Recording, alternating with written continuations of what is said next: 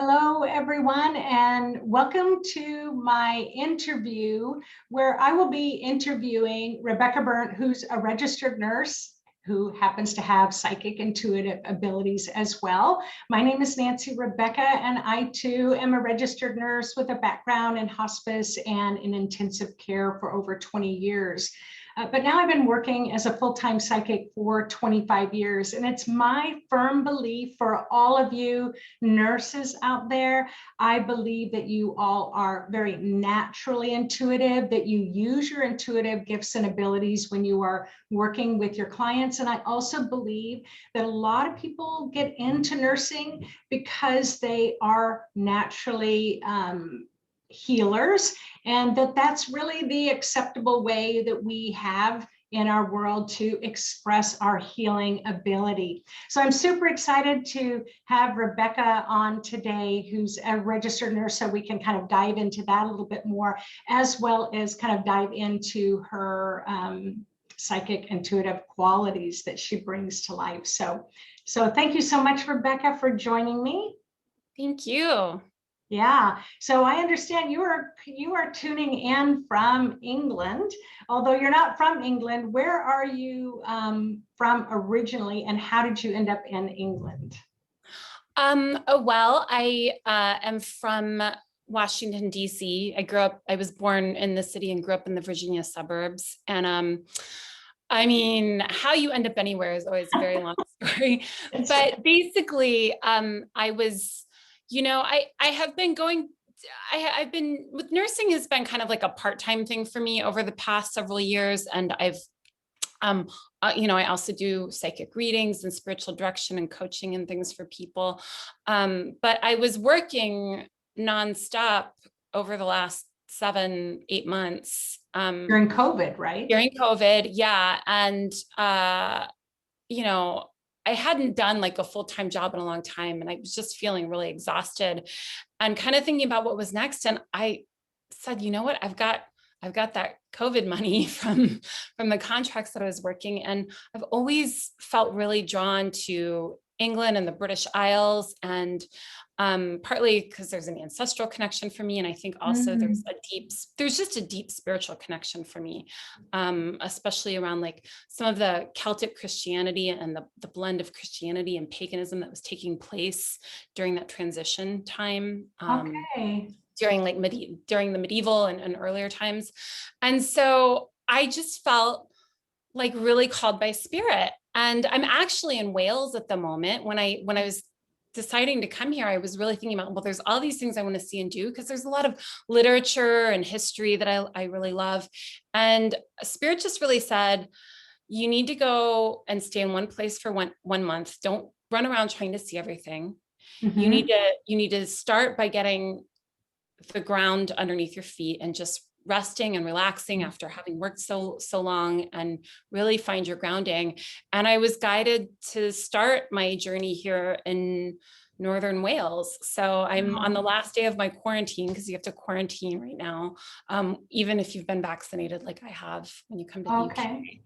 So tomorrow I am let loose. So I'm excited about that. And so I'm curious about, because I know that you've traveled a lot, and I guess I want to come back to that piece. But I met you, when did you do the Psychic Mastery International course that I teach? 2017, I think. 2017. And I remember at the time you were living in California. So because you came to me very intuitive. You already had a lot of ability. I don't even know why you wanted to take the Psychic Mastery course. So maybe you could get into that a little bit. But how did you end up in Tacoma? Yeah, so I'd been living in Los Angeles, and I knew I needed to leave. There was just like, I'd gone through a breakup. I just needed a different kind of change of scene. And I was actually trying to decide whether I was going to go move up to Tacoma, because I had a friend there, or move to New York. And I was really leaning towards New York. And I had a dream about going to Puget Sound. And I woke up like right after having the dream, and I just knew I was supposed to go to Puget Sound. And I knew I had started to really have some really interesting psychic experiences. And I had been knowing for a while that I wanted to learn how to develop it more. And I just had this sense that when I moved, if I went up to Puget Sound, which is the region, that's the body of water in the region where Tacoma is, I knew that I was going to find a teacher. And so within a week of moving to Tacoma, it was Kate Fontana told me about you. I think I had heard about you from someone else too, but then Kate Fontana was telling me about the program. And I was just like, that sounds really interesting. And I remember looking online and thinking like, well, I don't become psychic mastery. I don't know if I want to like be a psychic or call myself a psychic. That seems a little weird. But then I looked at all the stuff you were teaching and I'm like, well, I want to learn all these things. And I had like, I think a couple days to decide because we're about to start the program. So I think we talked on the phone and it was like, you were used to be an ICU nurse. I have been an ICU nurse. I do a different type of nursing now, but like Yvonne had been an ICU nurse and it just was like talking to you. I was like, yeah, this is the right fit for me. I know this is what I'm supposed to do. So yeah. So you ended up moving up here. And I always love your story because you talked about it coming through in a dream. Do you often get information in dreams? Not always. I have from time to time, but that's actually not, I think, a primary mode. But I have around that time, I was actually like that, like year or two, maybe like 2016, 2017, I did have a lot of things come through in dreams. Yeah. Well, and I know, I'll talk about this often. When I had my out-of-body experience 25 years ago, it was almost like wave after wave after wave of intuitive psychic experiences were coming in. I don't have them in that same way anymore because I've learned to kind of cultivate and manage my abilities. So often I will listen to those intuitive hits long before it has to hit me, That makes so much sense because I don't have those kind of, I find that I don't have as much of those, like, because I had some other crazy experiences that were sometimes waking where I would get like a really strong thing just, come into my mind. And I don't have that happen so much anymore, but that makes sense then because I'm just so tuned in. I'm listening to it before spirit has to knock me upside the head. Yeah, I miss it. I have to admit, I miss, when that kind of mystical, magical kind of wave comes in and it's like, whoa, isn't the world this amazing place? So I've ended up normalizing it, which is why I do these interviews, because that's what spirit told me. It was like, a lot of people have misconceptions and, and having, if you're in a human body, you're going to naturally be intuitive. But I really want to kind of hop back into that kind of nursing piece. So as a registered nurse, did you always kind of feel that, you would kind of get a sense when you were working with patients? Because before my out-of-body experience, I remember one experience where someone had come in with kidney stones. They were really sick. And I was on the night shift. It was about 2:00 in the morning when the patient came in from the ER. And I just had this hit that they were having a ruptured aneurysm, that they were dissecting the aortic aneurysm, but I had nothing to confirm that. But fortunately, I'd been a nurse long enough, I was able to call the cardiologist and say, look, they've got him here for kidney stones, passing a kidney stone, but I think we've got something serious going on here. And he goes, well, I trust you then, I'm going to listen to you. And they ordered the CAT scan and had him in surgery that night. It did turn out he was dissecting. But that didn't happen that often. But after my out-of-body experience, then I started realizing, wow, as a nurse, I'm getting a lot of hits. So did you notice that? Yeah, I guess I never really thought about it that way because I think it's something that all nurses have, that intuitive sense of patients, especially in the ICU, like when they're going to go downhill or when they're going to, something's going to happen. You always have those experiences of like, a doctor is like, oh, they're fine. They'll be fine. And you're like, no, something, you can feel it in the air, Yeah. Although I once read that there was or someone told me there was a study that says actually nurses are better at predicting when a patient is going to do poorly, but doctors are better at predicting when a patient is going to like unexpectedly do well, which I thought was really interesting. You know what? That makes a lot of sense to me because I know whenever I would come on the shift, I'd say, what's the worst thing that could happen for this patient? And then I prepare for the worst and hope for the best. Right. Yeah. Right. Yeah. Yeah. Wonderful. So did you always know that you were a sensitive child growing up in your family? And and if yes, what was that like? So my family was in some ways very tuned into spirit because my parents were like Pentecostal Christians and they were very into the Holy Spirit. However, there was like a very strict sort of like paradigm that it could occur. Like it could only be Jesus. And to do the stuff that I do now would have been like totally demonic, right? Like to talk about talking to different spirits and things like that would have just been totally frightening and demonic. But I grew up with, my mother always sensed things around her, but it always had to get split into either this is Jesus or it's something evil. Like there was no in between, So that kind of made, I was always like looking for God to speak to me or for something intuitive to come through. And I think I was actually very sensitive, but I thought I wasn't because I was never having like this crazy miracle happen, where like an angel comes down from heaven and speaks to me from the sky. And in retrospect, I was actually quite intuitive, but I think it never lived up to the standard that I had in my head of what a divine intervention was supposed to look like.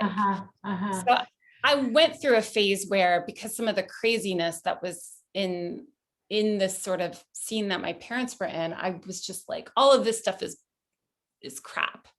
But I still lived very intuitively. I just didn't call it like spirit, but it was always very intuitive. Yeah. Well, and I do know, because I had traveled with a group of women to South Africa, and we were in the presence of a Sangoma, a shaman, a Zulu shaman, who said in Zulu through the interpreter, in this room, we have people who speak in tongues. And I remember looking around because, I'm traveling with this group of women. I'm looking around and nobody's saying anything. And then finally, one of them says, I speak in tongues. And then another one says, I speak in tongues. And then the third one said, I speak in tongues. And they came from 3 different areas. And I remember being really curious about that. What I will tell you is we went into Kliptown in Soweto, which is a very poor area. And we were visiting a grandmother whose daughter had died and left her, had died of AIDS and left her with her 6 children. But I remember a couple of the women there started speaking in tongue, asking, can we pray for you? And I was present there, and the power that came through, and they were speaking in tongues. It was like, I don't care what you call this. You can call this Pentecostal, you can call, whatever. I can feel the spirit and the healing power that's moving through here, no matter what container it was. It was beautiful. So were you able to kind of bring that full circle around and see the beauty in that? Yeah. I mean, I think absolutely. When I was growing up, there were ways in which I felt like it was used to manipulate me to some extent. And so, but no, I think, and now I can see it from a different perspective. Like, I don't necessarily want to go to a super conservative church and like be part of it. But what's really interesting is actually when I was in Tacoma and you had Malidoma Somé come to speak at Intuitive Mind, as he was having us get up and dance and saying something, I just had this sense that whatever we're feeling in this room is the same thing that I grew up with. And actually, if you research the history of Pentecostalism, it comes through former slaves who came from Africa, and the way that they sort of blended their own spirituality from Africa with Christianity. They come to Los Angeles. It's in the early 1900s that you have what was called the sort of Azusa Street revival. That was the beginning of modern Pentecostalism, but it was from African-American people. And there were white people together with them, but it's really, and I read something where people put this together. They're like, there are a lot of similarities in the expression and how you, like all these things that happen that you can trace right back to West Africa. Wow. And you're talking, and I am telling you, I'm having this heat wave, just like of just really strong healing energy come through when you're talking about that. So I hope anybody out there that's listening to this, if you can feel that, would love to hear in the comment section about your experience with that. But that's yeah, I hadn't heard of that before, but I know it was a beautiful experience, and there is room in all of the spiritual cultures for us to come together on that. So have you have you always kind of been public? Because I know that you're very public, and I know when you came into the program, you were just like, you came in with this attitude. It's like, I am not hiding any part of who I am anymore. I don't know if you ever did, but you were just not going to do that. And did you kind of keep that under wraps at the hospital? So I'm kind of curious about, did you hide your abilities? I mean, I will tell people about it, but I always do get a little, like even at the hospital, like sometimes I want to do like some healing touch on somebody or something. And I'm like, okay, well, let me close the curtains, because I don't want people to be like, what is she doing over here? But yeah, I think honestly, I think it was always scary for me and hard for me to be public about it. I just have this thing that's like, I'm just gonna go for it, especially right around that time when I came up to Tacoma. I had spent a month at a monastery, at these Catholic Cistercian women's monastery in the Redwoods, and doing, prayer and meditation and stuff. And I had just really gotten to a place where I was like, I want to confront the things that scare me when I was coming out of that. And I remember like I went on a zip line, because I'm really afraid of heights. And I ended up zip lining with Dave Matthews, the musician. And he was like, you're my hero. He said this to me, you're my hero, because I can see you're so scared, but you're just going for it anyway. You're just like launching yourself off that zip line. And that's what I was doing. I think really, it was just like, I feel weird about putting this up there, but I just got to do it. I just got to, white knuckle it and make myself do it. So yeah. Wow. So brave. And people will tell me all the time that I'm brave as well. But I know that if it's in alignment with my purpose, I feel better. If I'm not in alignment, I don't feel better. So that's really what it comes down to for me. Yeah. So I'm always asking everyone that I interview, we have different abilities, intuitive abilities, whether you're empathic, clairaudient, clairvoyant, clair knowingness, that claircognizant. And so what would you say are your strongest intuitive kind of psychic abilities that you rely on? I would say the claircognizance, what's the difference between claircognizance and clairsentience? Clairsentience is the empathic, the emotion. It's the second chakra. And the claircognizant is the seventh chakra, is the knowing. And they often will go together. So when I'm with students, they'll go, it's like you'll have this knowingness and the feeling will come to validate it, or you'll have a feeling and then you'll confirm the knowingness. That's very much, I think the feeling and the knowing go very together for me. And then also clairaudience is a big one. So hearing the spirit realm or hearing guidance. Yes. Normally, I mean, I will get specific words come into my head. On a few occasions, I have heard something audibly, like as far as words. But the other thing is that the ringing, the ringing in yeah, because for me, when I get that, it's always, I know I'm hearing spirit, and I even use it when I'm reading somebody to tune into their spirit. Like I can hear different pitches, and then I raise my level to go just above theirs or wherever I need to be in order to do the reading. Yeah. Oh, cool. So in what ways do you use your psychic gifts that would surprise people? Ooh, okay. So one is, my brother used to say to me, he said, Rebekah just really knows how to push people's buttons. She really knows how to push people's buttons. He would say it like that. And I think I've always been really good. And you told me this once before too. You said you're really good at seeing the things that people don't want you to see. And I think when I have been in a place in my life where I am just insecure or unhappy or whatever, or not supported or not well supported, you can use that really to hurt other people and to bring out the worst in people. And I think for a long time, I felt like that was something I felt some shame about, or I felt like there was something wrong with me. But I've also realized that when I'm working with people, it is a gift. And it's not that when I'm working with people, I'm like, oh, I can see all your shit. Let me tell you what it is. It's more like, oh, I see this. And because of my own experience of learning that the thing that feels the most scary or shameful to me can also be a gift. I feel like my part of my purpose is to hold that with compassion and love for other people so that they can begin to take a look at what's there and because it's all just energy.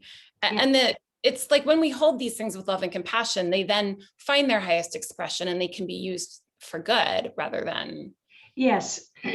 And so, I love, for me, the energy of truth is a big energy that I've come into this lifetime to work with, the energy of truth and neutral truth.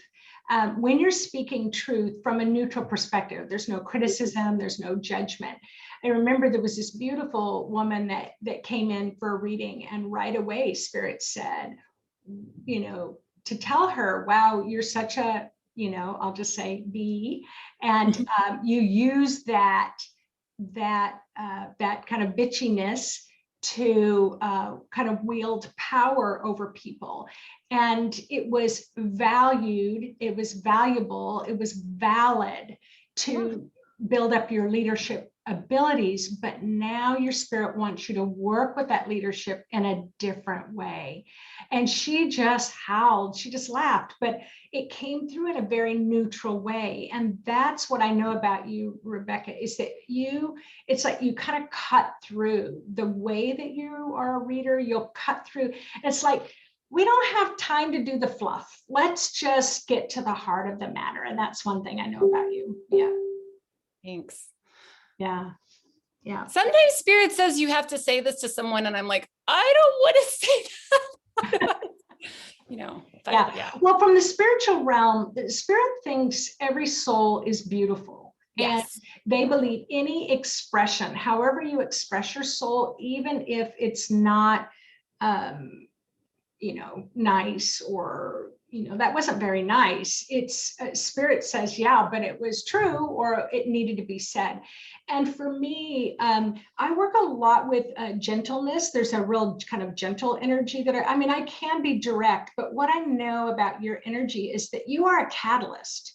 Yvonne is very much a catalyst as well. She's known as a straight shooter. She's going to go right for it.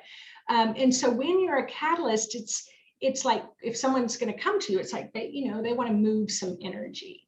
And but I also know you bring through that, especially in your own background, call it Christianity or mysticism, or that prayerful side of you. Wow, that deep compassion that you bring through is also powerful in your readings. Thank you. So again, what inspired you? Did we cover this? For some reason, I don't feel like we did. What inspired you to want to explore your abilities? Well, I think, like I said, I grew up with some sense of mysticism. And even as I had left some of the really conservative kind of like Christianity that I grew up in, I was very interested in Christian mysticism and other types of mysticism. And I think really, as I started meditating more, I started having some really, crazy psychic experiences, like being told to go drive up to a trailhead and then walk up the trail. And I kept saying, no, I don't want to. I'm not equipped. I don't have sunscreen. I don't have water. And finally, Spirit was just like so strongly telling me to go up that trail. I said, fine. And as soon as I go up right as I get almost to the top, this man comes over the top and face plants and slides down the mountain. And I run over to him. He's got a compound fracture in his. Oh my gosh. it turns out he actually had a cervical fracture as well. Fortunately, very minor, something, it was a stable fracture, but I ended up helping him. And Wow. yeah, a helicopter came, like, and everything. Wow. But yeah, I had things like that happen. Or I had like a really clear vision of people that I would meet before I would meet. Like I had a really clear vision of someone I ended up dating, and things like that. And it was just like these experiences, and I was like, what is going on? But it was beginning meditation practice that really like opened me up to those more, miraculous experiences. And that was when I was having all the dreams too, you know. Yeah. And I know that, in a lot, when we kind of talk about that spiritual realm, there is that fear about kind of taking intuitive classes or psychic classes to kind of open you up to realms that you have no business opening up. But it's my kind of philosophy, because I've been doing this for 25 years. It's like, hey, honey, these realms exist, and you're going to be much better equipped if you're going in with your eyes wide open than when your eyes are closed. And so we do, in the psychic mastery, it is teaching you how to manage the field and manage other dimensions as well, and being empowered and strong when there is the light and there is the dark, and I know you're not afraid to go there, to stand in that. Yeah. Yeah. What is one of the biggest misconceptions that you had about psychic ability? Because to me, so psychic, the root word for psychic means the breath of the soul. So I'm always telling people, when I'm going to have a psychic reading with you, your soul's breath and my soul's breath are going to come together, and we're going to share the spiritual information. But over the years, so you're in the British Isles, it's like there was a lot of misconceptions, and a lot of people died because of those misconceptions. And so it's about taking the power back. So what would you say is the biggest misconception you had, or you believe others have? That you can't be psychic and like out there and practicing, and also grounded in the material world, material reality. And I think that was one of the reasons. And there are people, I think, there are people who are, this is how I think sometimes people get into really unstable mental states, where they're getting so many spirits speaking to them and so many downloads, and they're just like not in touch with reality. Right. Yeah. And I think one of the reasons I was really drawn to you is because after I talked to you, I was like, okay, this is someone who is like practical and down to earth, and yet also has this amazing psychic ability. And one of the best compliments I ever got from someone, she's a friend who's come to me for several readings. She's like, Rebekah, what I like about you is you're trippy, but grounded. It's okay.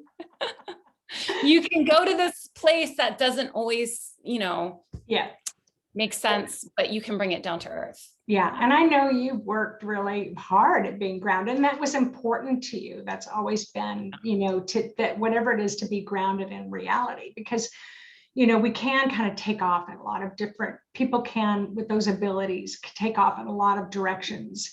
And I don't consider it very safe, sometimes when it gets too out there.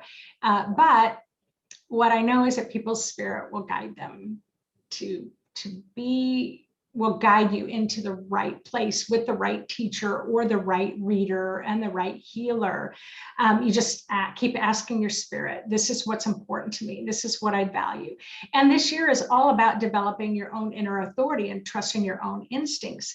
And which is kind of, I'm going to take it back to England. So you trusted that, and you went to England, and it's important for you to kind of, look at the history of mysticism and paganism, which, I think is really fascinating. So when you travel there, are you going to travel in an intuitive way? Have you kind of committed to doing that? Yes, I already am. I mean, even today, so like there's all these places that I want to go that I think would be cool.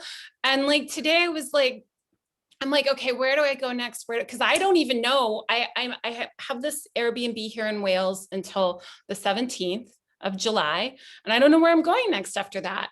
And so I was kind of getting some downloads about where to go next. And, I'll get into it intuitive hits. And then a lot of times I do tarot readings to kind of confirm what I'm getting.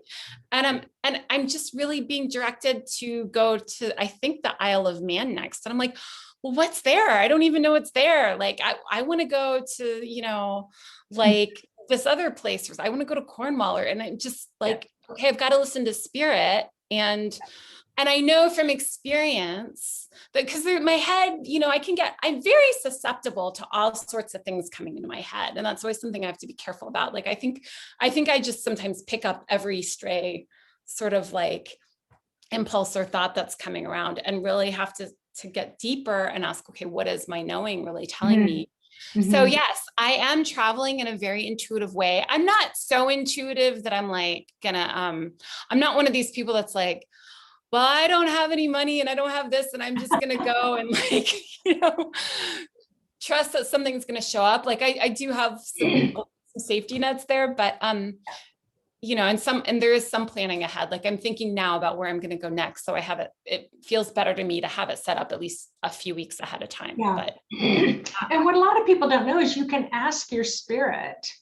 It's like, this is important to me. I've got a practical side. My body's going to feel safer if I have some sort of organization. It's going to be helpful for me if you tell me sooner than 5 minutes from now, can you give me a plan for 2 weeks from now? So a lot of times people don't know that you just let your spirit know what's important to you and how you need to have things organized. Yeah. Yeah. And I don't know for sure when I'm coming back to the US. Wow. The plan is around 3 months, but wow. So you do psychic readings. And you have clients. What is your ideal client that you like to work with, or what's the ideal client that's drawn to work with you? Definitely people, I think, who have a background in Christianity, but maybe like have kind of left that behind, but still want to reconnect with spirituality in some way, or people who have a background in that and want to to like widen their scope, like, and are like, because a lot of people, especially if you grew up in a really more conservative strain of Christianity, have been taught that the psychic stuff is bad, right? That it's demonic or things like that. So I think when people get to the place where they're like, well, I don't believe that anymore, but I want to understand what this is about, a lot of times those people are drawn to it. Okay. And I bet that helps you to heal a bit more as well. Yeah, for sure. And I think also people who are just maybe like more skeptical, but they're open. I would describe that, people as skeptical but open. Yeah. I once taught at a convent, actually, and I had rented some spaces there, and I had stayed in the rooms, and they had this enormous library. And I found so shocking. I said it was probably one of the best metaphysical libraries that I have ever seen in my entire life. And a lot of people don't realize that, of that Christian mysticism. And it was beautiful because we had a huge snowstorm. So I just kind of got to hunker in and read some really cool books. Yeah. The nuns and monks who do the mystical practice, they're actually some of the best. And that's actually how I kind of got, because I was into mystical Christianity at first. And I remember being at a centering prayer, which is a Christian form of meditation retreat at a Catholic monastery. And I found a book about the tarot there. And I was like, oh, I want to I can read about tarot. Wow. This is a great conversation. So, and is there anything else that you would like to say to everyone who's going to be out there listening to this interview? Is there anything that we didn't cover today that you'd like to add? I mean, just to say that, like, people sometimes come and look at me like, well, you have these special abilities, so I'm going to come to you. But I want to just say, we all have these abilities. We all are intuitive in different ways, but we all have the capacity to develop them.